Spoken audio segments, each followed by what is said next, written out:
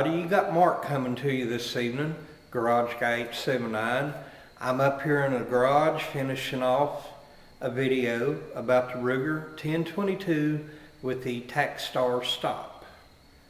Like I said, it's Friday evening, October 23rd, 2015. I'm getting ready to listen to some high school football on the radio because all the local teams are playing like 2 hours away tonight. Anyhow, I know this video runs somewhat long, but from my research and what I found on YouTube, the Ruger 1022 videos with the Tac Star stock, there's only like 3, maybe 4 videos on all of YouTube about it. I think I bring some good information to the table, so just bear with me. Watch the video. I hope you enjoy it. If you got any comments or questions, or if you see that I've left anything out or made any mistakes, feel free to leave a comment and I will get back to you. Hope you enjoy the video. Well, right here's a box. What do you say we open it up and see what it comes with?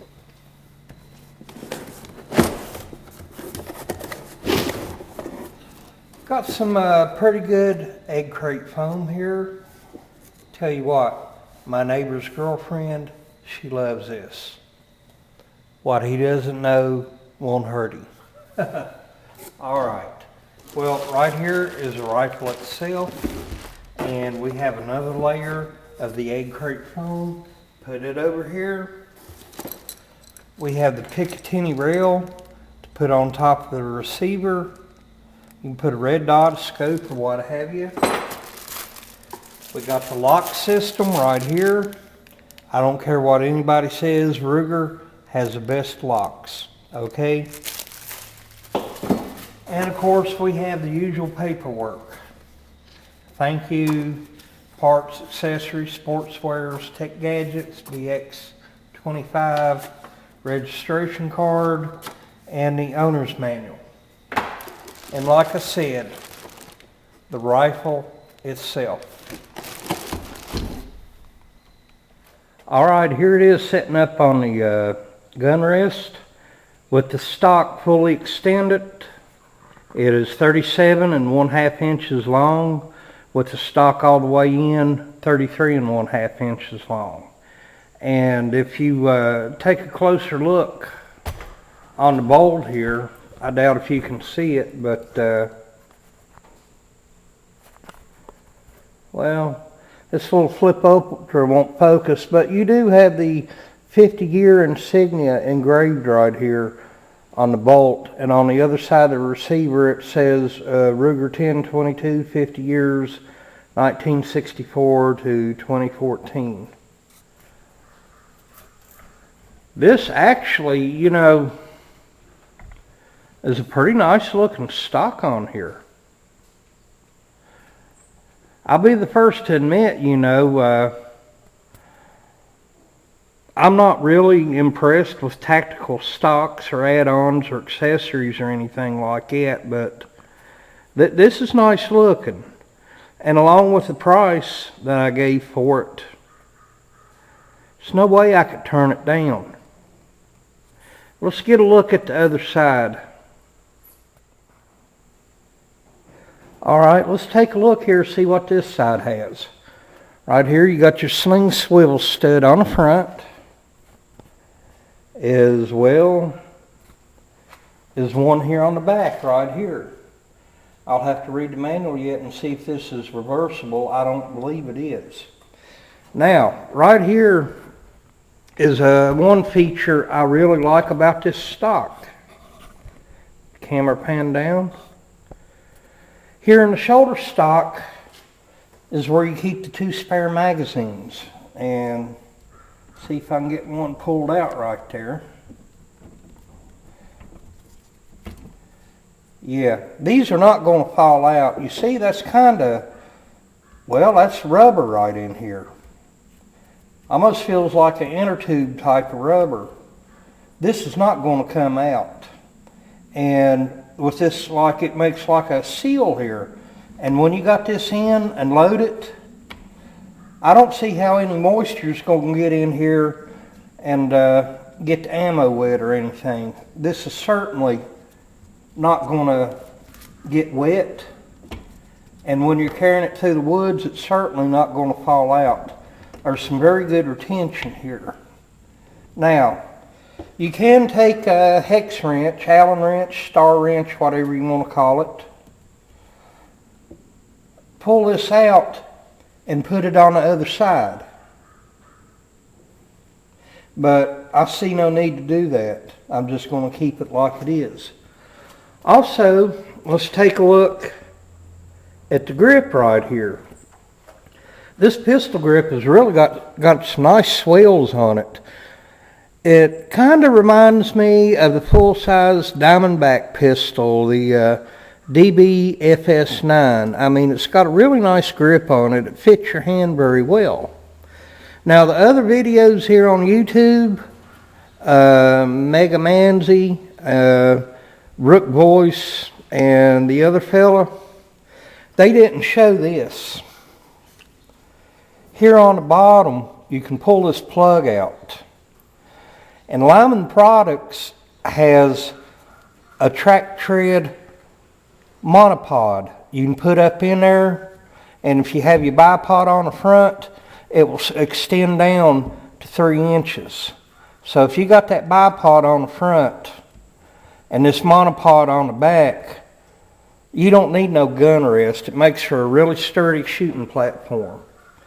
Of course, you got your crossbolt safety right here. Yep, did I get that on camera? Yep, right there's safety. Right there's magazine release right here. Let me show you something about the stock here. If I can get the camera lowered down just a little bit. You notice how that's kind of, they got material from the stock cut away right here. It's like that on both sides. You push in, and you can get a really good grip right there on the magazine to pull down. Now on this, and it pretty well falls freely, really easily, but you can grip right there, push in, come out. That's a nice little touch on this stock. Alright, we're looking at the fore end of the stock here, and I'll just turn it over. I want to show you something. Now this right here is what they call a stowaway Picatinny reel. Now it sets flush with the stock. I've already removed the 2 screws out of it to save time, but you pull it out like that, and you just turn it right over. What do we have here? We have another reel. And it just slides in like it. You can put your sling swivel here, or rather hook your sling here to this stud, put your bipod here, put your light, laser, whatever. Heck, if you can hang you a gallon of milk, a bottle of pop, or a 5th of Jack on here, then more power to you. If you don't want nothing on there, just leave it alone. That's a dandy little feature right there. I like it. It takes a 1/8 inch hex wrench. Allen wrench, star wrench, whatever you want to call it. Nice little feature right here. Alright, while I got it propped upside down again, let me show you something else about the grip. I've already showed you that you can pull this plug out. You can get a monopod from Lyman Products and put in there, or you can use it for storage, you know.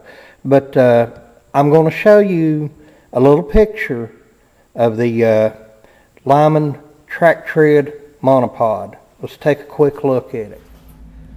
Well, here's a picture of it, the Tac tread monopod. It can raise up to 3 inches in 3/8 increments, and when you order this, the instructions will come with it. Looks to me like you just slide it up into the grip, and those little tips on the end of it looks like they maybe snap onto something. You just have to read the instructions. The price for this is $39.95 from Lyman Products. Now, even though this is a different stock, it's still a Ruger 1022, and the way that you do all the Ruger 1022s to remove the stock is the one bolt right here in front of the magazine well.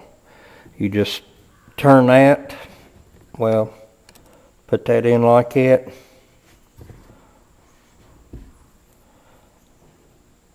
Counterclockwise. You get it out and you put the safety, set it right in the middle, and the receiver barrel will pop right out. No different than any other Ruger. Another feature of this stock, as you can see, I got the stock laying here. We're looking at the top of the forend. Say you want to take the barrel off your 1022, the standard barrel, and put a bull barrel on here, and you want to use this stock. Well, it's not going to be too narrow. The stock isn't. You just take this and you pull that sleeve out right there. Now, I'd already removed the 2 screws to do that before I filmed this part. The 2 screws here take a Phillips head screwdriver. And the thing about this stock, since the forend is so long, you can put a 920 sized bull barrel on here if you want to. Now, if you was to leave this out, now you know how some of the Hogue stocks, you know, if you try and put the regular 1022 barrel in them, it's going to, well, we'll just turn it the other way. It's going to leave a gap. And even if I have it in the correct way, you can still tell it's going to leave a gap. And it's not going to look good at all. Don't want that. That's why this sleeve right here just comes in so handy.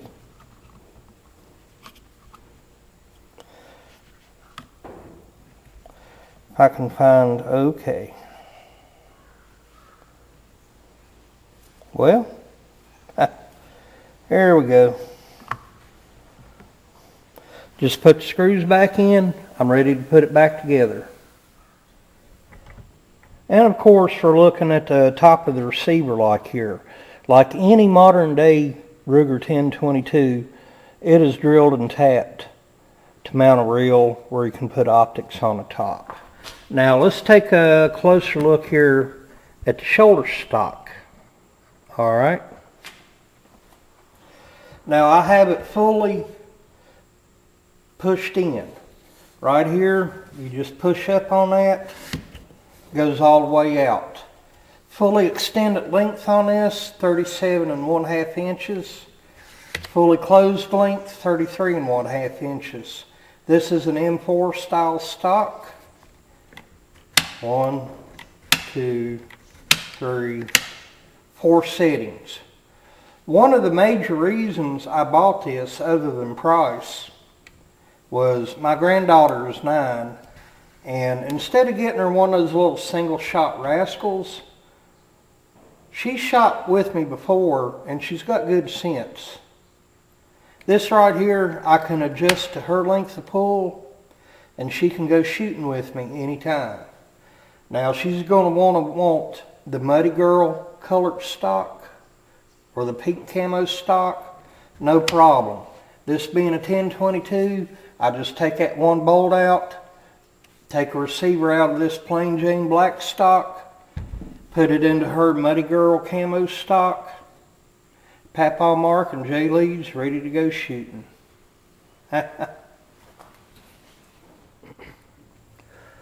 You know, as much as I'm beginning to really like this rifle stock, there are some things that I don't like about it, and whether it's Ruger or Lyman Products that's responsible, they could easily correct this. Alright, let me show you what I'm talking about.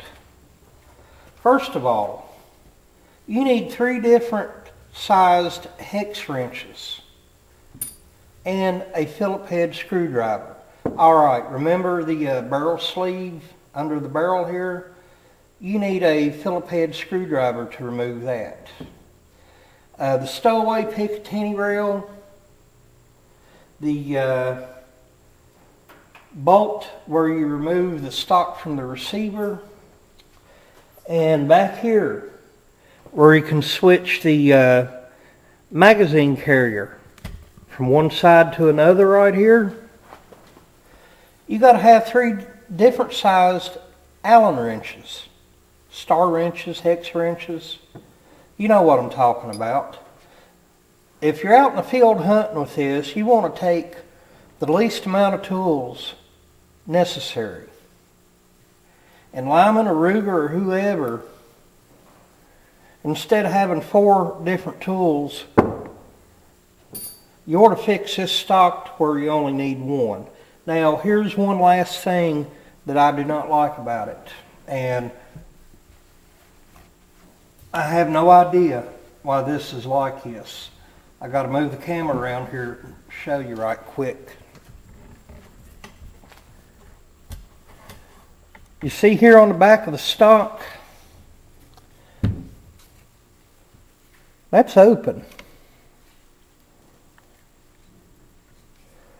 Why would they design something? Let's get a better look at it where I can get it in the light a little better.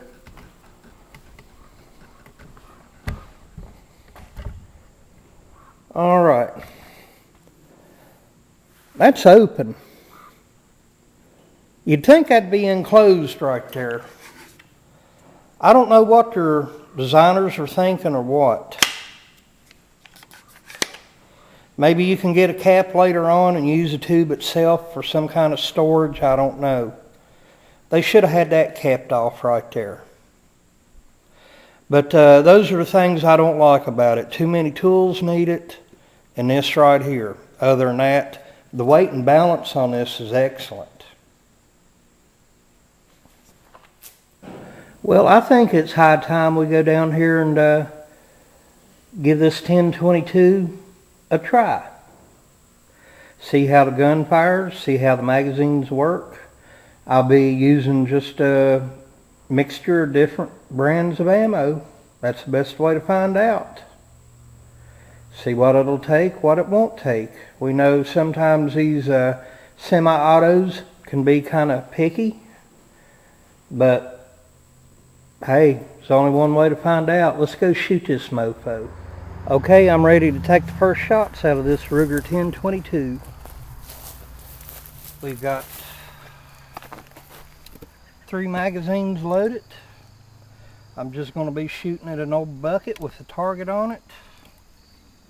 Let's see, safety on. In it goes. Safety off. One ready to go. Pull the shoulder stock on back.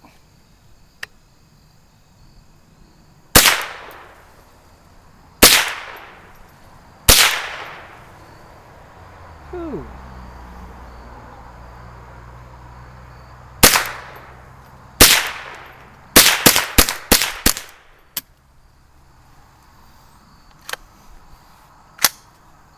First magazine down, no problems.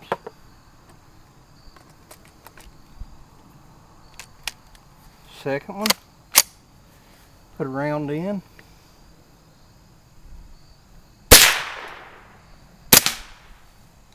Okay.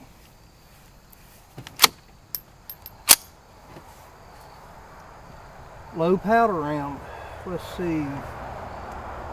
Obviously didn't have enough kick to it to blow the bolt back. There's another one.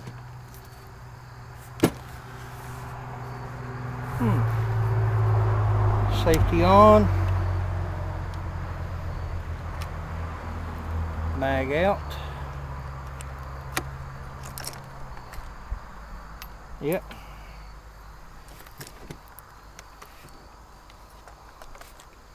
See what we got here.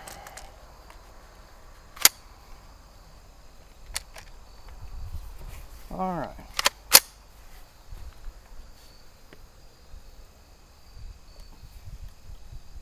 Safety off.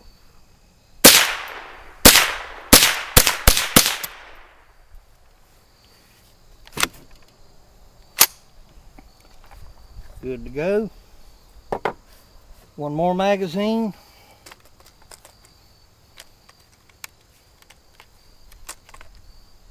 Yep, it's in the right way. All right.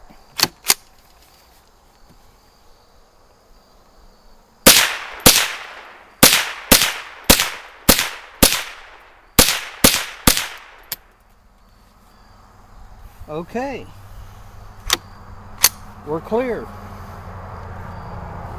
Only had 2 malfunctions. That was with this magazine right here. I'm going to put a little piece of scotch tape on it to keep my eye on this magazine. But I'm pretty sure it was ammo, because this mixture of ammo I got right here, some pretty cheap stuff. Trigger pull's not bad on it. Could be better. What can I say? It works. And this Tac Star stock, very comfortable to shoot with. Let's head back up to the garage.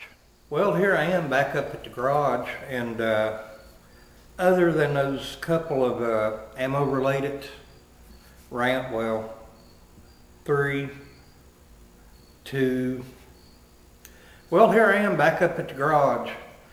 I fired about 50 more rounds through it after those 30 rounds down there. I had a couple of more rounds with some light powder loads that didn't have enough kick to them to cycle the bolt back, but with 22 long rifle ammo, you got to expect that once in a while. Like I said, I was just using a mixture of some really cheap crap. I'd say maybe 5, 6 rounds in all was bad. But other than that, this thing pretty much chewed up everything and spit it out with no problem. Like I said earlier in the video, I've never been really impressed by tactical firearms. I mean, they're interesting, but maybe just not interesting enough to me. But when I got a hold of this, I started thinking, a person can put a whole lot of things on this. I mean, there's a million aftermarket parts and accessories for a Ruger, especially the 1022. So I got to thinking, what am I going to do to doll this up a little bit? Well, first of all, I am going to get a sling and some swivels. And here at that stowaway Picatinny rail, I am going to get a bipod. I don't know what brand yet, but it'll be a 6 to 9 inch height raise. As far as optics, I've already got my mind made up. Bushnell TRS-25. I'm going to put that bad boy on right there after I put the rail on here.